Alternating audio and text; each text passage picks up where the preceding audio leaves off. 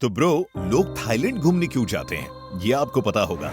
लेकिन इसी के साथ कई लोग ये भी सोचकर नेपाल जाते हैं, क्या नेपाल में भी ये काला काम होता है, और अगर हाँ तो कहां पर। आज हम आपको यही बताने वाले हैं कि नेपाल में आखिर रेड लाइट एरिया कहां कहां होते हैं और वहां जाने पर टूरिस्ट का क्या हाल होता है।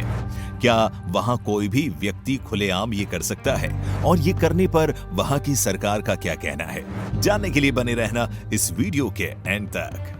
आगे बढ़ने से पहले ये बताइए कि ये वीडियो कहां से देख रहे हैं आप। दोस्तों, नेपाल घूमने के लिए बहुत ही ज्यादा खूबसूरत जगह है। यहाँ पर कई लोग घूमने जाते हैं। नेपाल भारत का प्यारा पड़ोसी देश है और नेपाल के ज्यादातर लोग हिंदू हैं। और एक टाइम पर यहाँ पर हिंदू धर्म काफी ज्यादा प्रचलित था और आज भी है, जिस वजह से यहाँ पर कई महान हिंदू मंदिर भी हैं, जिसे देखने के लिए और जिसके दर्शन करने के लिए हर साल हजारों की तादाद में हिंदू लोग नेपाल जाते हैं। और बाकी किसी देश में जाने के लिए आपको कई सारी चीजें करनी पड़ती है, जैसे कि फ्लाइट लेना, पासपोर्ट लेना। वहां पर अगर इंडिया मैंडेटरी है तो पहले इंग्लिश भाषा का टेस्ट देना, लेकिन नेपाल में जाने के लिए ऐसी किसी भी चीज की आवश्यकता नहीं पड़ती है। आप एक कार के जरिए भी नेपाल जा सकते हैं। यहाँ जाने के लिए भारत के लोगों को वीजा की जरूरत नहीं पड़ती है और इसीलिए भारत के लोगों को नेपाल जाना बहुत ही ज्यादा आसान पड़ जाता है और इसीलिए कई लोग नेपाल घूमने जाते हैं। वैसे तो ज्यादातर लोग नेपाल घूमने जाते हैं, वो 3 ही वजह से नेपाल जाते हैं। एक तो धार्मिक नजर से, दूसरा एडवेंचर करने के लिए और तीसरा नेचर के करीब जाने के लिए। आपको जैसे हमने बताया कि नेपाल में काफी ज्यादा मंदिर हैं, तो वैसे ही नेपाल में एडवेंचर और माउंटेन क्लाइंबिंग करने की भी कई सारी जगह है। यहाँ पर थ्रिल सीकर के लिए कोई भी कमी नहीं है। और फिर वही नेपाल जो है वो खूबसूरती की गोद में बना हुआ है और इसी वजह से यहाँ पर नेचर और खूबसूरती की कोई भी कमी नहीं है। इसीलिए कई लोग ये भी देखने यहाँ पर चले आते हैं। लेकिन उसी के साथ कुछ ऐसे भी लोग हैं जो कि नेपाल अपनी प्यास बुझाने आते हैं। जैसे लोग थाईलैंड में जाते हैं, बिल्कुल उसी तरीके से कई लोगों को लगता है कि नेपाल भी रेड लाइट एरिया है और यहाँ पर कि वो थाईलैंड जैसे काम कर सकेंगे, क्योंकि एक तरीके से थाईलैंड और नेपाल में काफी समानता है। और अगर आप भी नेपाल में ऐसा कुछ सोच कर जा रहे हैं तो हम आपको बता दें कि आपको काफी ज्यादा चौकन्ना हो जाना चाहिए, क्योंकि नेपाल में ये पूरी तरीके से इल्लीगल है। हाँ, लेकिन आपको इसके बाद भी कुछ जगह पर ये मिल जाएगा, और वो कहाँ, कैसे, ये हम आपको आगे बताएंगे। पहले हम आपको ये बताएंगे कि नेपाल में ये कितना इल्लीगल है। तो नेपाल की सरकार के हिसाब से नेपाल किसी भी तरीके से एक सेक्सुअल टूरिज्म वाला देश बिल्कुल भी नहीं है। जैसे कि थाईलैंड में कई लोग इसीलिए जाते हैं, लेकिन नेपाल में ऐसा बिल्कुल भी नहीं है, क्योंकि थाईलैंड में तो ये पूरी तरीके से लीगल है।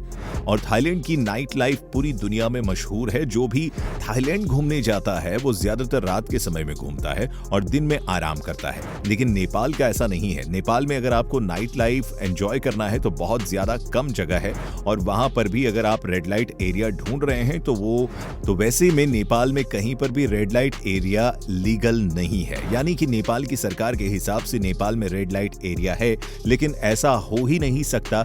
ये बात तो आप भी जानते ही होंगे।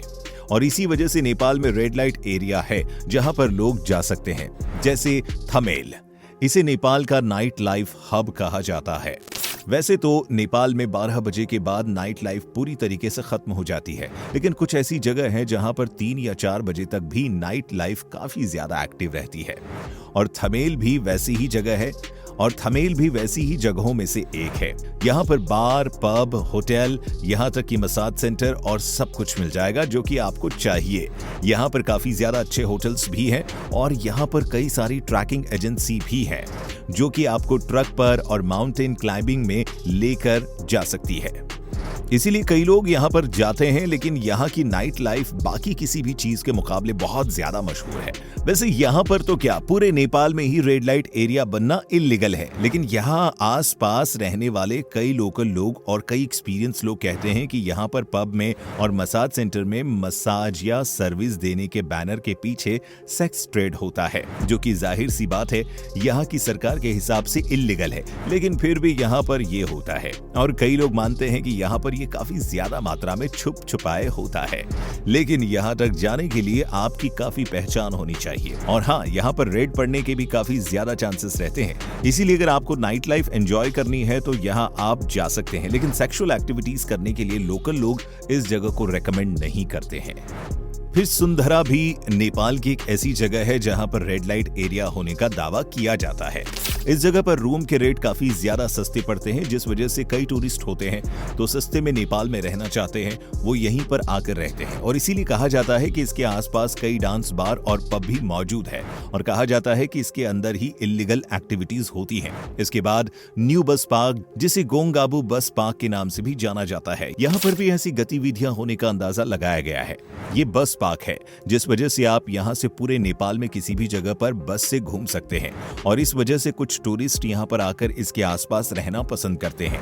और कमाल की बात यह है कि आसपास के रूम का प्राइस काफी कम होता है और यहाँ पर भी सेक्सुअल एक्टिविटीज या फिर सेक्सुअल ट्रेड होने का अंदाजा लगाया जाता है। लेकिन बाकी सब जगह से अलग यहाँ पर रेड लाइट एरिया नहीं है, बल्कि कहा जाता है यहाँ पर यूं ही लड़कियां घूम रही होती है, जिनसे बात करने के बाद वो आपके साथ आपके रूम तक चलेगी। कई बार ये चीजें काफी खतरनाक भी हो सकती है, क्योंकि वो लड़कियां कई बार अपने रूम की बात करती है और वहां पर आपके साथ कुछ भी हो सकता है। इसीलिए अगर आप यहाँ पर जाते भी हैं तो गलती से भी उनके रूम में ना जाएं। और इसी तरह बलुंग बस पार्क में भी रात को 11-12 बजे के बाद खूबसूरत नेपाली लड़कियां मेकअप लगाकर घूम रही होती हैं और इनसे बात करने पर भी ये आपके रूम तक चलेगी। एक तरीके से तो ये इल्लीगल है, लेकिन अगर आप इनसे बात करते हुए पकड़े गए फिर भी कोई बड़ी मुसीबत नहीं आएगी, क्योंकि आप जबरदस्ती नहीं कर रहे हैं, बल्कि वो लड़की अपनी मर्जी से ही ये सब कर रही है। और नेपाल में ये चीज तो लीगल है, वो किसी को संभोग करने से नहीं रोक सकते हैं, बस रेड लाइट एरिया इल्लीगल है। इसीलिए नेपाल में संभोग के बारे में सोचकर जाना तो किसी भी काम का नहीं है। अगर आप सच में नेपाल को घूमना चाहते हो तो हम आपको कुछ ऐसी जगह बताएंगे जहां आपको जाना चाहिए। नंबर 1, काठमांडू। काठमांडू नेपाल की बेहद ही आकर्षक राजधानी है। काठमांडू एक ऐसा शहर है जहां 15 लाख से ज्यादा लोग रहते हैं। ये शहर 1400 मीटर की ऊंचाई पर मौजूद है, जिसकी वजह से पूरे साल यहां ठंडक रहती है और लोगों को भी यहां ट्रैवल करने में बेहद मजा आता है। काठमांडू अपने मठों, मंदिरों और आध्यात्मिकता के साथ साथ शांति वाली जगह के रूप में भी जाना जाता है। प्रकृति की खूबसूरती में ठहरकर यात्रियों को यहाँ कुछ अलग ही अनुभव करने को मिलता है। नंबर 2, पोखरा। पोखरा नेपाल के सबसे लोकप्रिय टूरिस्ट प्लेस में शामिल है। पोखरा हिमालय पर्वत की तलहटी में फैला हुआ है, एक महानगरीय शहर है। इस खूबसूरत शहर को देखने के लिए हर साल लोगों की बड़ी संख्या में भीड़ जमा रहती है।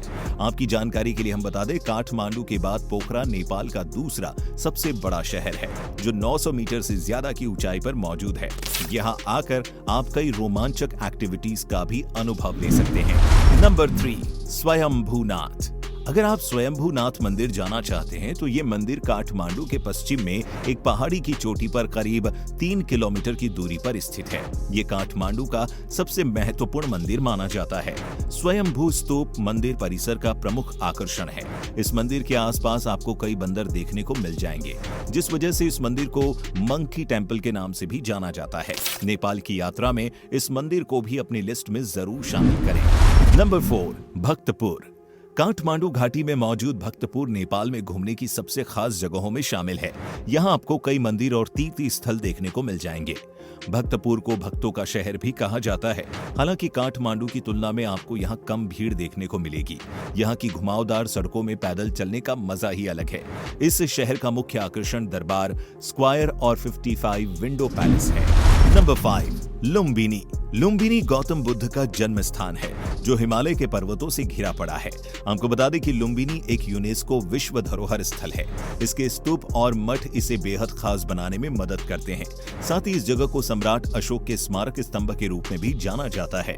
अगर आप नेपाल जाने की प्लानिंग कर रहे हैं तो लुम्बिनी में शास्त्रों का अध्ययन करने, धर्म के बारे में जानने और दिमाग को शांत करने के लिए जरूर जाएं।